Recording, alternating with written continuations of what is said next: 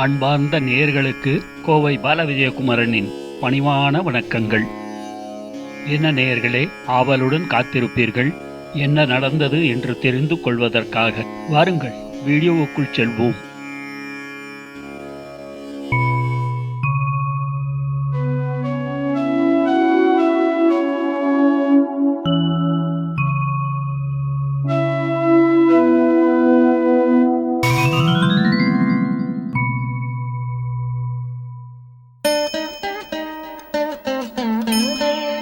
மகனே நாரதா, நீ இனி காணப்போவது இவர்களின் கடந்த காலம். நன்றாக பார் என்று சொல்லியபடி பெருமாள் வலதுபுறம் பார்க்கிறார். நாரதரும் பார்க்கிறார். ஒரு அழகான ஐஸ்வர்யம் நிறைந்த வீடு. 35 வயது கொண்ட ஒரு ஆண். அவன் பெயர் எழில்நிதி. அவன் அருகில் 30 வயது கொண்ட ஒரு பெண். அவள் பெயர் கயல்விழி. இருவரும் யதார்த்தமான தம்பதியர்கள். ஆனால் அவர்களுக்கு குழந்தை பாக்கியம் இல்லாமல் இருந்தது. திருமணத்திற்கு பிறகு பல ஆண்டுகள் கழித்துதான் அவர்களுக்கு ஒரு அழகான ஆண் குழந்தை பிறந்தது. அக்குழந்தைக்கு தாய் தந்தை சூட்டிய பெயர்தான் தனஞ்சயன். இப்படி ஒரு அழகான சின்ன குடும்பம். ஒரு நாள் எழில்நிதி வேலை நிமித்தமாக தன் மனைவியிடம் போய் வருகிறேன் என்று சொல்லிவிட்டு செல்கிறான். அவன் கடை வீதியில் ஒரு நபரை சந்திக்கிறான். அந்த வியாபாரியின் பெயர் மதிவாணன். அவன் எழில்நிதியை விட 10 வயது மூத்தவன். இருவரும் வியாபார ரீதியாக கூட்டாளிகள். இந்த இருவரும் சேர்ந்து நடத்தும் வியாபாரத்தை முழு நேரம் மதிவாணன்தான் கவனித்துக் கொண்டு இருந்தான். எழில்நிதிக்கு அவன் மீது பரிபூரண நம்பிக்கை. எழில்நிதி மதிவாணனை பார்த்து சொல்கிறான், அண்ணா, நீங்கள் ஒரு நாள் எனது வீட்டிற்கு சாப்பிட வாருங்களேன். எங்கள் வீட்டு சமையல் மிக ருசியாக இருக்கும் என்று சொல்லி வீட்டிற்கு விருந்தோம்பலுக்கு அழைக்கிறான். மதிவாணனோ நேரம் கிடைக்கும் போது வருகிறேன் தம்பி என்று சொன்னான். அந்த நாளும் வந்தது. எழில்நிதி வீட்டிற்கு மதிவாணன் வந்தான். தம்பதியர் இருவரும் அவனை வரவேற்றனர். எழில்நிதி சொல்கிறான், வாருங்கள் அண்ணா, எப்படி இருக்கிறீர்கள் என்று கேட்டான். நான் நன்றாக உள்ளேன் தம்பி என்று மதிவாணன் சொன்னான். கயல்விழியோ, வாருங்கள் அண்ணா, வீட்ல அனைவரும் சுகமா என்று நலம் விசாரித்தாள். அனைவரும் நலம் அம்மா என்று பதில் சொன்னான் மதிவாணன். மதிவாணன் முதல் முறையாக இந்த வீட்டிற்கு வந்து இருக்கிறான். வீட்டை சுற்றி முற்றி பார்த்தான். அங்கு அவன் எண்ணம் மாற ஆரம்பித்தது. இவ்வளவு ஐஸ்வர்யம் உள்ள வீடா? இவனிடம் நிறைய சம்பத்தி இருக்கும் போல் தெரிகிறதே என்று மனதில் நினைத்துக் கொண்டான். பிறகு விருந்து பரிமாறப்படுகிறது. கயல்விழி சொன்னாள், சாப்பிடுங்கள் அண்ணா. இருவரும் சாப்பிட அமர்ந்தனர். சாப்பிட்ட பிறகு மதிவாணன் சொன்னான், சரி, நேரம் ஆகிறது, நான் விடை பெறுகிறேன் என்று சொல்லிவிட்டு அங்கிருந்து புறப்பட்டு சென்றான்.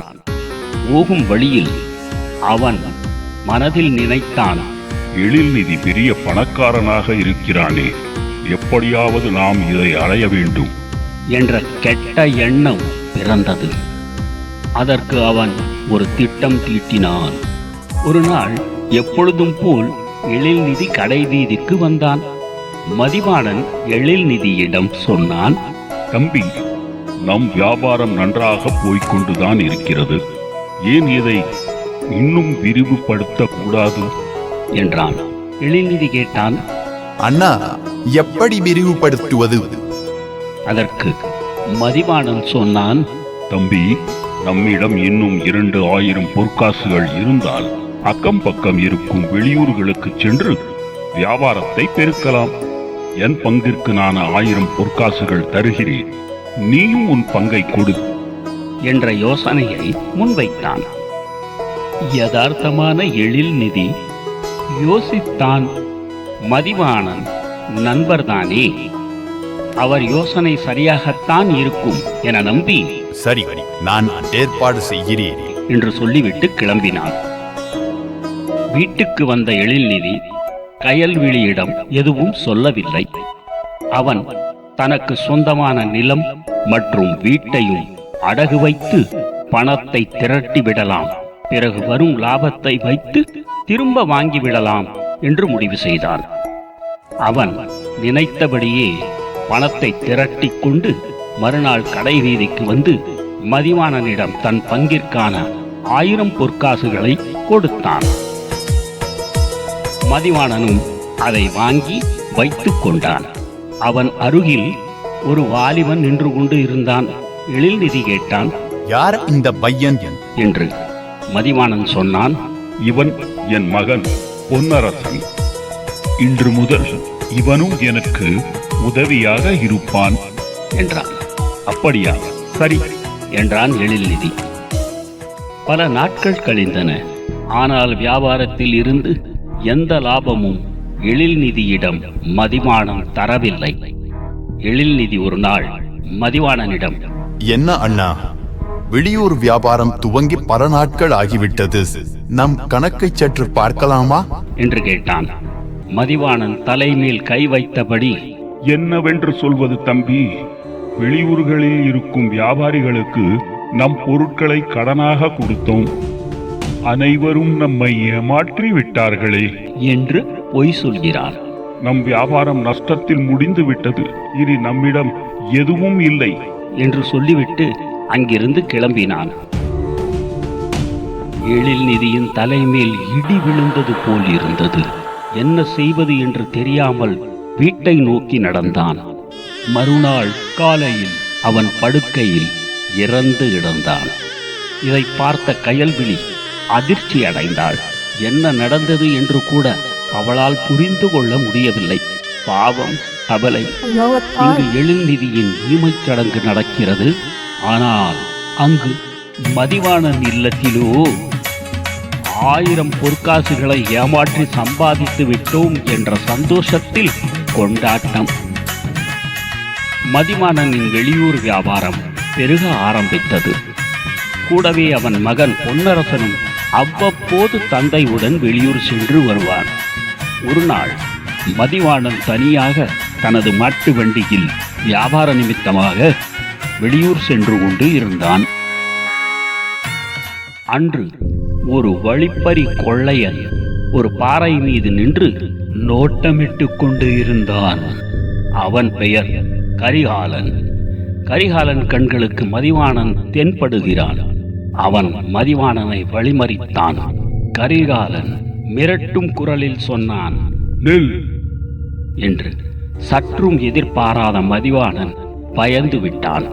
கரிகாலன் மூர்க்கத்தனமாக அவனை கொன்றுவிட்டு அவனிடம் இருந்ததை எல்லாம் கொள்ளையடித்துக் கொண்டு சென்று விட்டான். பார்த்தாயா நாரதா, இதுதான் இவர்களின் கடந்த கால கதை. எழில்நிதியின் மகனான தனஞ்சயன் தான் ஆடுகளை மேய்த்து கொண்டு வந்த சிறுவன். பொற்காசுகளை மறந்து வைத்துவிட்டு சென்றவன்தான் மதிவாணனின் மகனான பொன்னரசன். எழில்நிதி மதிவாணனிடம் ஏமாந்து வரி கொடுத்த 1000 பொற்காசுகளை மதிவாணனின் மகனான பொன்னரசன் மறந்து வைத்துவிட்டு போவதன் மூலமாக சிறுவன் தனஞ்சயனுக்கு கிடைத்துவிட்டது. ஏனென்றால் இது அவனுக்கு சொந்தமானது. எது யாருடையதோ அது அவரை விட்டு போகாது. எது யாருடையது இல்லையோ அது 7 பூட்டில் வைத்தாலும் நிற்காது என்றார் பெருமாள். நாரதரோ, இது புரிந்து விட்டது பிரபு. ஏமாற்றி பறித்தவன் மகன் மூலமாக ஏமாந்தவன் மகனுக்கு திரும்ப கிடைத்துவிட்டது நியாயம்தான். ஆனால் அநியாயமாக அந்த முதியவர் கொல்லப்பட்டாரே, அது தவறல்லவா என்று கேட்டார் நாரதர். பெருமாள் புன்னகைத்தபடி சொன்னார், முழுமையாக கேள் நாரதா. அந்த முதியவர் வேறு யாரோ இல்லை, அவன்தான் வழிப்பறி கொள்ளையன் கரிகாலன். அப்போது பரிதாபமாக கொல்லப்பட்ட மதிவாணனின் மகனான பொன்னரசன் கையால் தான் இப்பொழுது கரிகாலன் பரிதாபமாக கொல்லப்பட்டு இருக்கிறான். தன் தந்தை உயிரை பறித்தவன் உயிரை மகன் பறித்து விட்டான். தன்வினை தன்னை சுடும் என்றார் பெருமாள். மகனே நாரதா, இப்பொழுது உன் சந்தேகம் தீர்ந்ததா என்று கேட்க, நாரதரோ, அவரவர் கர்மாதான் அவரவர் விதி என்பதை உணர்ந்தேன் பிரபு. நீதி கிடைப்பது என்பது உண்மைதான். நாராயண நாராயண. இப்பொழுது புரிகிறதா நீதி கிடைப்பது உண்மை என்று? இது எனக்கு புரிந்துவிட்டது குருவே. நீதி கிடைப்பது என்பது உண்மைதான். நீதி கிடைப்பது உண்மைதான் என்பதற்கு ஆசிரியர் சொன்ன உதாரண கதை நன்றாக இருந்ததா? சரி, அடுத்து நமது கேள்வி நாயகன் என்ன கேட்கப் போகிறார், எதை பற்றி கேட்கப் போகிறார் என்பதை தெரிந்து கொள்ளலாமா? வாருங்கள். குருவே, எனக்கு இனி ஒரு சந்தேகம் கேட்கலாமா? பதில் கிடைக்காவிட்டால் விடவா போகிறாய்? கேள். குருவே, நேற்று நான் சக மாணவர்களுடன் விளையாடிக் கொண்டு இருந்த போது அவர்கள் நையாண்டித்தனமாக ஒரு வார்த்தையை சொன்னார்கள். அது, தட்டானுக்கு சட்டை போட்டால் குட்டை பையன் கட்டையால் அடிப்பானாம். குருவே, இதற்கு என்ன அர்த்தம் என்று மாணவன் கேட்கிறான். ஆசிரியரோ, இன்று நேரமாகிவிட்டது, நாளை வா சொல்கிறேன் என்றார்.